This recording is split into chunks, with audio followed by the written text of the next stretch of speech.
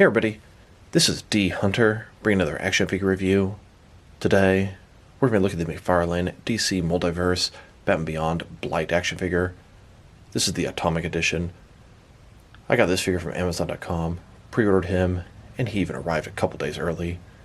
So let's go and check out the packaging.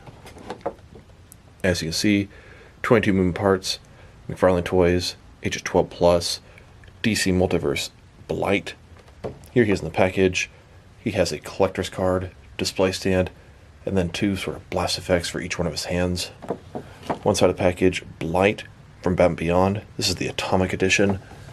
Other side, it simply says Blight. At the bottom, got a bunch of credits, and there is a barcode, in case that helps anybody. And on the back side, here's Blight posed up, and here are a bunch of other recently released McFarlane DC Multiverse figures you should check out. So no further ado, let's open them up. And I did end up getting two of these figures, one of which to open and enjoy, and one to keep unopened in my complete 6 and 7 inch unopened Batman-related action figure collection. And here's this Atomic Edition of Blight, next to the collective build, Batman Joker Robot from Future's End version of Blight. And between the pallet at Walmart and my haul from Amazon.com, I got a ton of McFarlane DC Multiverse figures today. Alright, now that we get this figure out of the package, here he is with all of his accessories laid out. He does come with a display stand and a collector's card. He also has what I originally thought were going to be two alternate sort of helmets, but they appear to be two different energy effects for each one of his fists. Before we take a look at his accessories, let's talk about and check out the actual figure. So this is Blight from Batman Beyond, specifically from the comics, not from the cartoon show. He's in an armored suit, and I believe that's to protect other people from his burning touch. Blight's real name is Derek Powers. In the cartoon, he was the head of Powers Technology. It was sort of rivaling and overtaking Wayne Enterprises. This guy is the Atomic Edition of Blight. He's a variant from the Build-A-Figure version. That's the standard version. So let's take a look. So it appears to be mostly the same figure, with the exception of the dome and probably what's underneath, but we'll take a very close look at that. You can really barely sort of see it through the green dome there, but the dome, it sort of has, I don't know, radiation sticking out of the top. Possibly it's cracked. He's got this armored suit, which looks pretty cool. It looks like double-jointed elbows, double-jointed knees. I can see texturing on the different parts of the suit. The purple part, then we got this sort of black armor on top, and little wires and tubes all over it. The detail is fantastic, I must say. Even has some sort of transparent stuff in the back. I like it. Although, me personally, I would love to have a cartoon version of Blight in the business suit, but this is a pretty cool addition to Batman's Rogues Gallery. And just a closer look at his helmet and head sculpt. Can't see through there too well. We'll check that out in just a sec. Here he is without the helmet. Pretty much looks like a black skull. Kind of gives me some Black Mass vibes.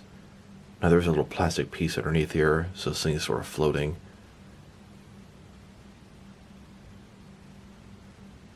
Of course, we'll check all that out in depth during this video. And then, here's the figure broken down as far as he can go, with all of his removable parts detached. I notice his left hand comes off pretty easily, so you should be able to alternate it with the original version of Blight's alternate ungloved hand. And I think that's all very cool. These accessories are going to be interchangeable between both figures. Now let's take a look at his accessories, and let's start off with the boring stuff.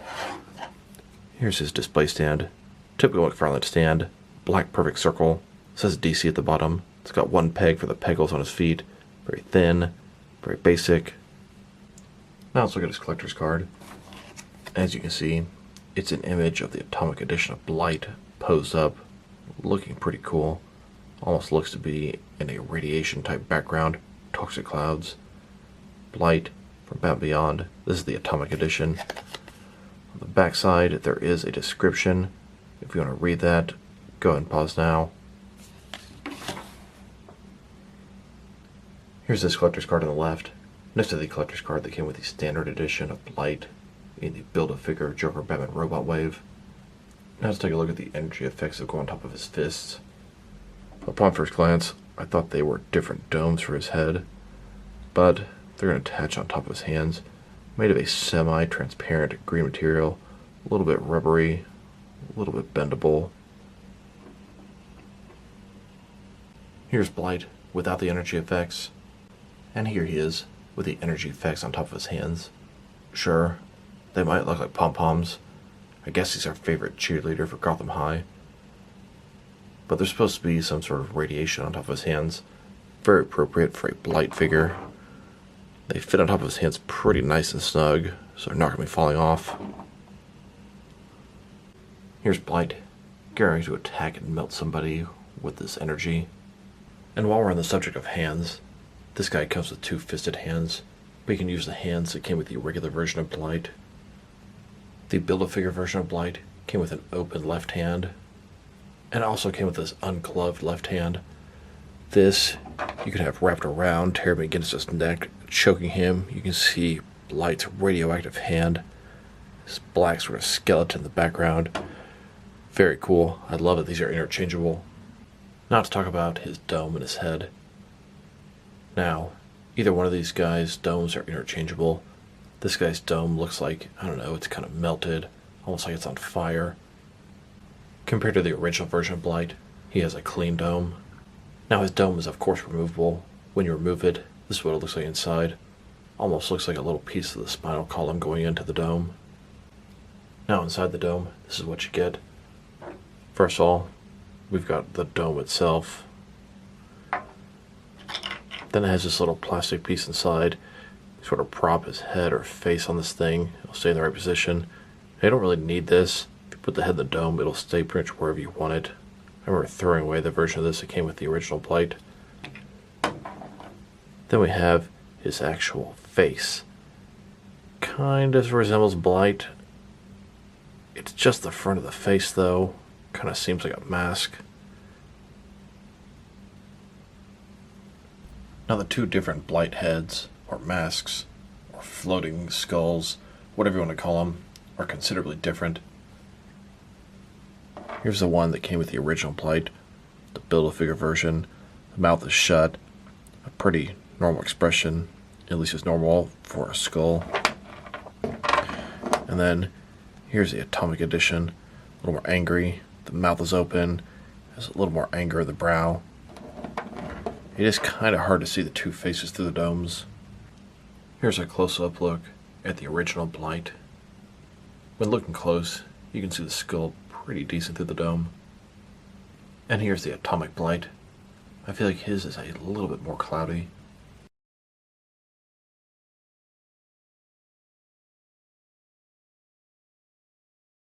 Now that we've taken a pretty good look at the figure, his accessories, and the interchangeable accessories between both Blights, now let's check out his height.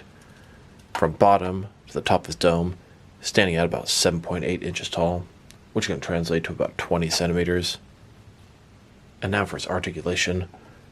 Starting with his head or dome here.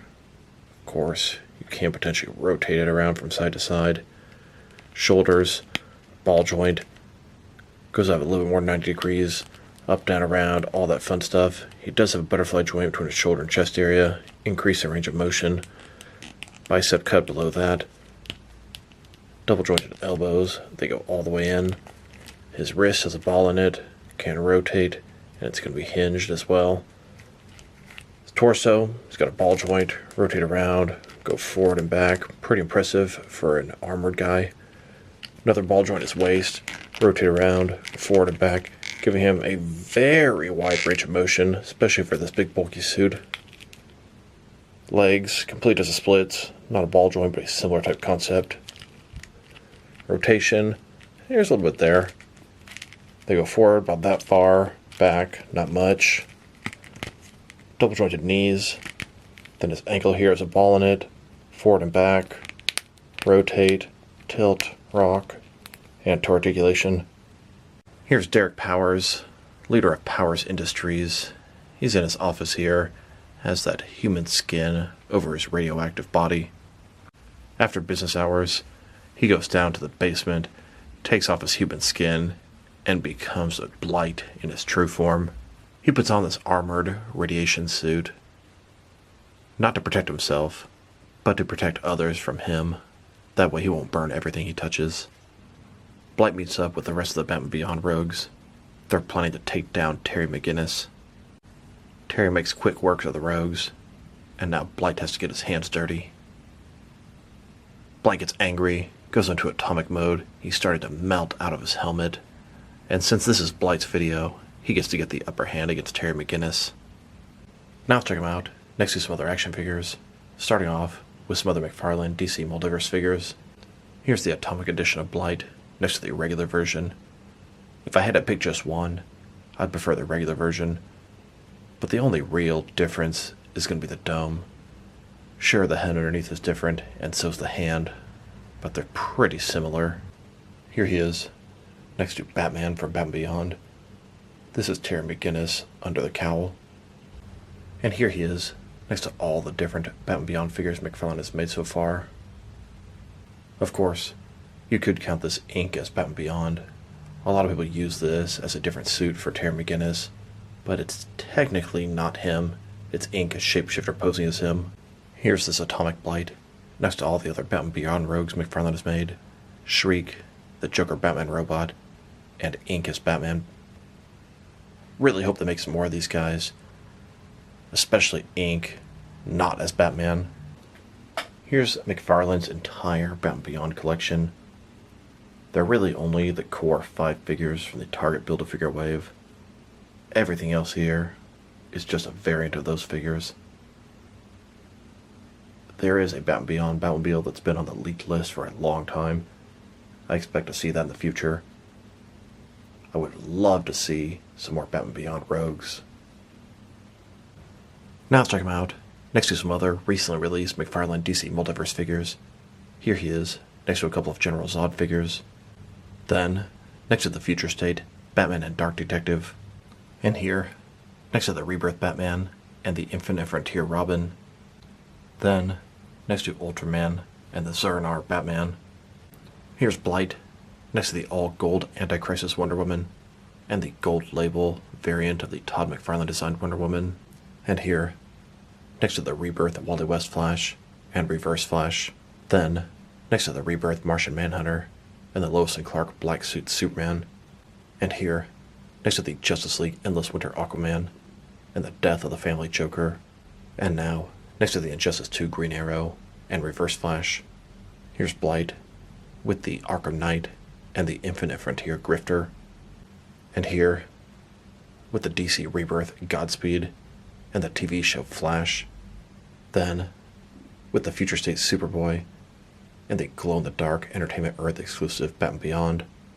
And here's Blight, next to a couple of most recently released McFarlane DC Mega figures, Titan Joker and Clayface. And here, next to the Batman 3 Jokers wave. Then, next to McFarlane's The Batman Collection. And here, with McFarlane's Gotham Knights figures. Then, with the Batman The Dark Knight Returns Collective Build-A-Horse wave. And finally, next to the Justice League Endless Winter Collective Build-A-Frost King wave. Here's this Blight, next to the old Hasbro Batman Beyond Blight. Now let's check him out, next to some action figures from different various companies, to see how he fits in both scale and style-wise, in case you want to know which lines you can mix him with. Since he's a McFarlane figure, they're typically the 7-inch scale. I'm going to start off my comparisons with some of the larger action figure lines I collect, and work my way smaller. But first, we're going to check him out next to some of his McFarlane Toys brothers. In front of you are 5 different action figure lines, all from McFarlane Toys, all 7-inch scale. Then, next to some more McFarlane figures. These are from different various video game properties. And now, with some Jack-specific wrestling figures. And here he is, with some DST or Diamond Select toys.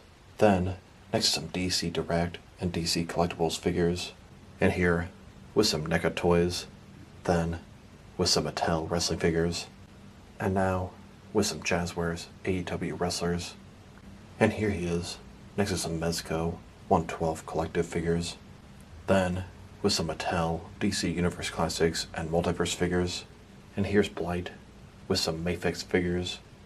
Then, with some Hasbro Marvel Legends. And here he is, with some SH Figure Arts action figures. And finally, next to some Jazzwares Fortnite figures. Overall, It's a nice figure. The original Blight's a really good figure, and this one is pretty much every bit as good. But if I had to pick one between the two, I do prefer the clean dome version. I love the fact that the accessories are interchangeable between both the figures. It really adds to them both. Now when I heard they're making a Blight variant, I was really excited. I thought it was going to be the business suit Blight from the cartoon. A little disappointed with what we got from that point of view, but still a good figure. His articulation is everything you'd expect from a McFarlane DC Multiverse figure. His accessories are good, and I love that you can use those energy hands on both this figure and the other one, and you can use the other guy's ungloved hand onto this guy. It's all really cool. Sculpt and paint job are excellent, no issues there. If I were to rate this guy, I'm going to give him a 7 out of 10. It's a very nice figure, but I'm really hoping they give us the animated version of Blight eventually. We'll see. So this is D Hunter. Thank you guys for watching this video.